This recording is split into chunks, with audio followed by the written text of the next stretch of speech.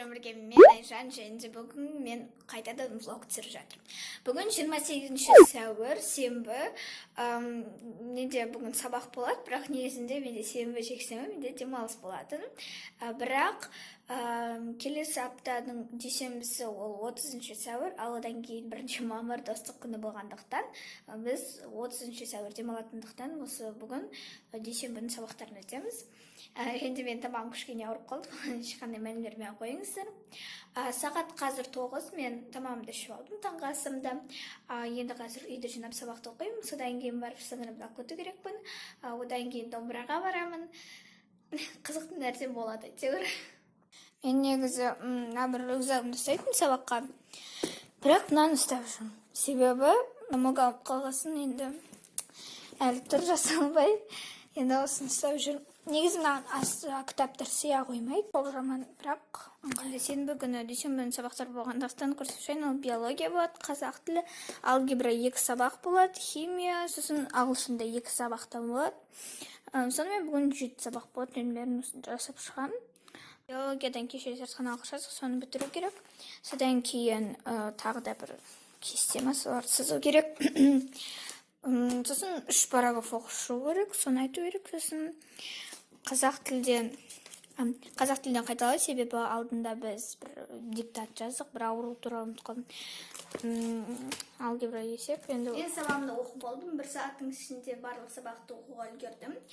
Енді киініп алдым, қазір сіңілімді мектептен алып кетемін, одан кейін домбыраға бар. Дала жылы тәрізді, сондықтан да солай кішкене жеңілдеу киіндім, ол бір футболка, сосын сыртына бомбер киіп салдым.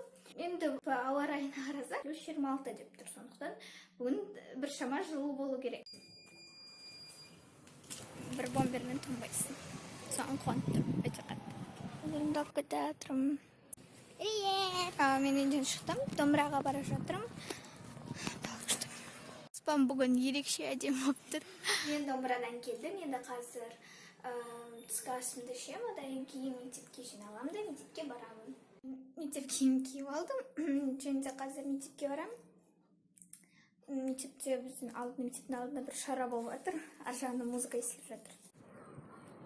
Бізде 2-ші сабақ бар, қазір алгебра болады, қоңырау.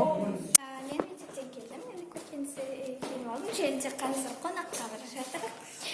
Менің інімнің 40-ына шақыруына барамыз, соған енді бара жатырмыз. Біз келдік, шлепка стайл дегеніміз не? Ол мойнау. Өзі үлкен, 2 размер үлкен аяқ киім киіп аласың. Сосын міне мындай шляпкалар. Қандай әдемі.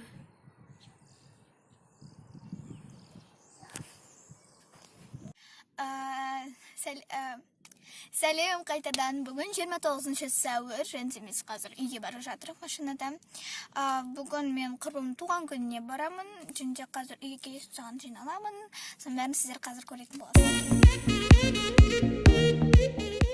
Қазір үйге келдім, киініп дайындалып алдым, себебі қазір Аружанның туған күніне, құрбымның туған күніне бара жатырмын. Былай киіндім, енді шашымды өріп алдым, енді кеттік.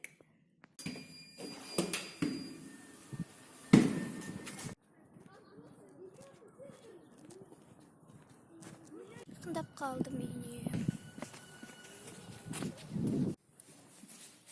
Привет, туған күніңе. Спасибо.